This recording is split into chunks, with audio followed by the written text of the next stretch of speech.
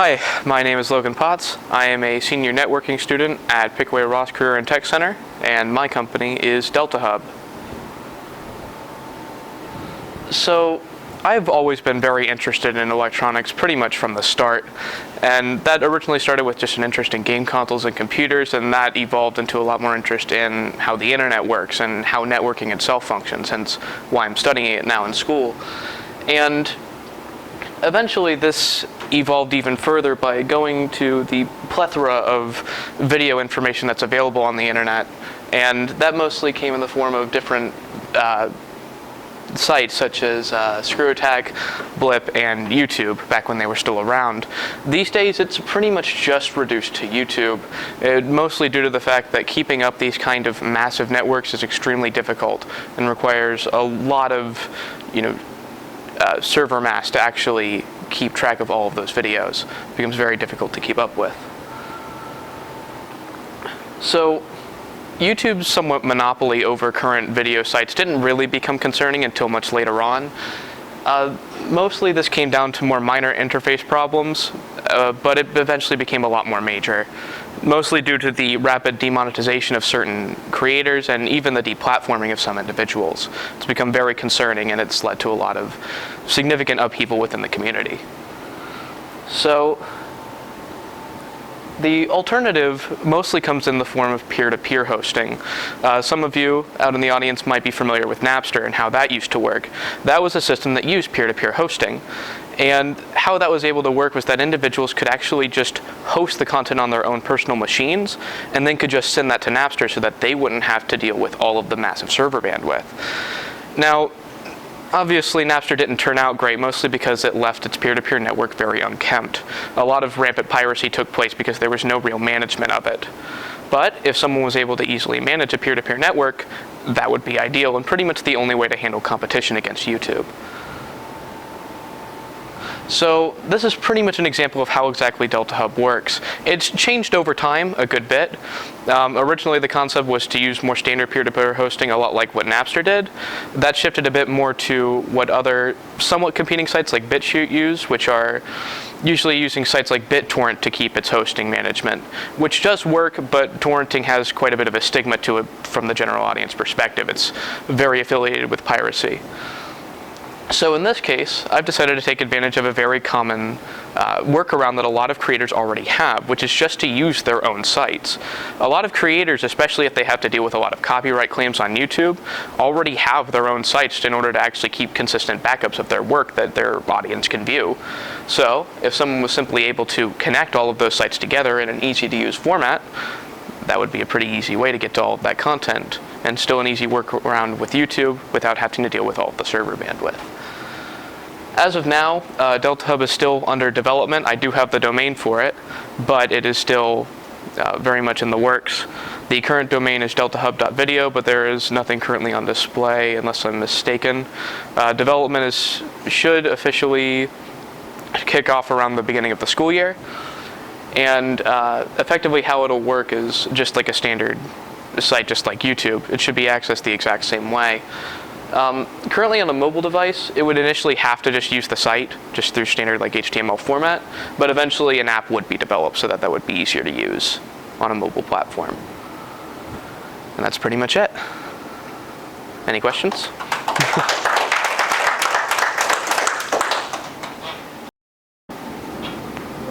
Go to market. So, do you mean to actually have the site up and running, I guess? So that would pretty much just require some minor development. I expect to have the site fully up by September. So effectively it'll just take the matter of some basic site design and also just getting creators on board with the project, which should be fairly easy since they really don't have anything to lose with it. They already have the site. It'll be fairly easy to connect their site to Delta Hub, and since they already have it anyway, it doesn't really cost them anything. What's it monetized? So monetization will just, on my end anyway, will just be through ads on the sidebars of the site itself. As for creators, at first there won't be a monetization option for them. They'll have to use other affiliates like Patreon, which is already very common anyway due to YouTube's monetization problems. So eventually monetization could be an option through things like AdSense, but at least at first that won't be a consideration. There's also a minor thing that is still very much in the works to potentially use Discord instead of YouTube comment sections as an option for like forums and discussions on certain video sites, since that'll be a lot easier to work on, and a lot of creators also have Discords. So it just makes sense. So for the distribution of if you're building you have to have clients running on a bunch of different web servers or things like that, right? Mm-hmm. Yes. So, okay, so how do you convince people that this is all very legit, put this on your exchange and you engage, and then your network and everything works? So to start off, I would have to have some example videos of how exactly things would operate. As far as the legitimacy, I mean, there's the fact that it's automatically filed as a business, that I'm affiliated with YEA and other entrepreneurship communities like this. And then there's the matter that I myself actually have done some content creation, so I myself am a content creator, so that adds a bit of legitimacy too.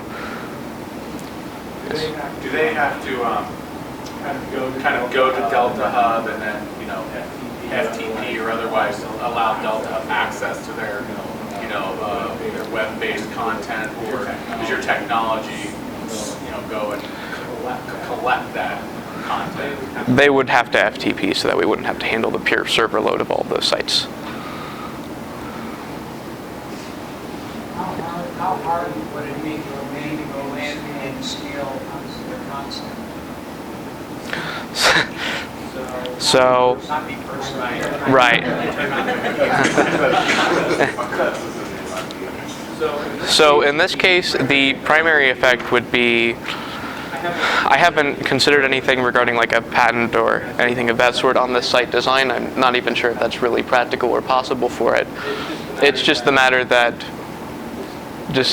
it hasn't really been done before in the video spectrum. Again, the last time that peer-to-peer network was really even used was Napster, and because of how that story ended, a lot of people have been scared away from using it since. So unless it already immediately gains traction, the likelihood that anyone would attempt this between now and then is remarkably unlikely. How you intend to market and get it and scale it? So as far as developing a market, for the most part that would actually have to go into communication between these already present content creators who have their own sites. There are a lot of different networks that are available. Most of my expertise has to do with like game commentary and other like tech-based channels that already exist. There's Last Life, Hidden Block, Normal Boots, a lot of different networks regarding different sectors of gaming channels, and there's also a lot of other networks out there for other different genres as well. Primarily this will be more of a tech spin, at least at first, especially since only tech-savvy users will really know how to use this immediately, but eventually that will broaden as the market continues to grow. How do you sell the advantage of this to people that would adopt your platform? How do you explain text? How would you, or plain English, how would you say this is better for you because? Well, if you're whatever videos that you're making happen to have copyrighted material and YouTube decides to take it down, it doesn't want it on there, or you can't make money off of it on there, this would be a place where that wouldn't be a problem. It's pretty much the easiest way to put it, and that's the biggest advantage by far. You mentioned on your earlier slide that competitors to YouTube have had some issues with traction. Yes. So I was curious what your thoughts were about Vimeo and Dailymotion. Well, I personally use Vimeo for some of my videos, and I was just curious what your thoughts were. Vimeo is a little interesting because it's kind of its own almost subculture in and of itself as far as video content goes. It's a lot more like privatized, so there's a lot of like paid content and more subscription-based work on there. It's very much kind of its own thing compared to YouTube's very quantity over quality type approach to its design. Vimeo is very specific. I mean, it's made by filmmakers, if I'm not mistaken, so they're very skewed to that perspective on it. It's a good platform for that, for paid content of that sort, for independent independent creators, but this would be to a different demographic. As for Dailymotion, I personally haven't used it very much, but I know that it's had its fair share of struggles as far as, because I believe it's based in France, but it also has different issues with kind of poor bandwidth. It just doesn't compare to YouTube as far as, its actual quality of streaming. There's a lot of issues with that.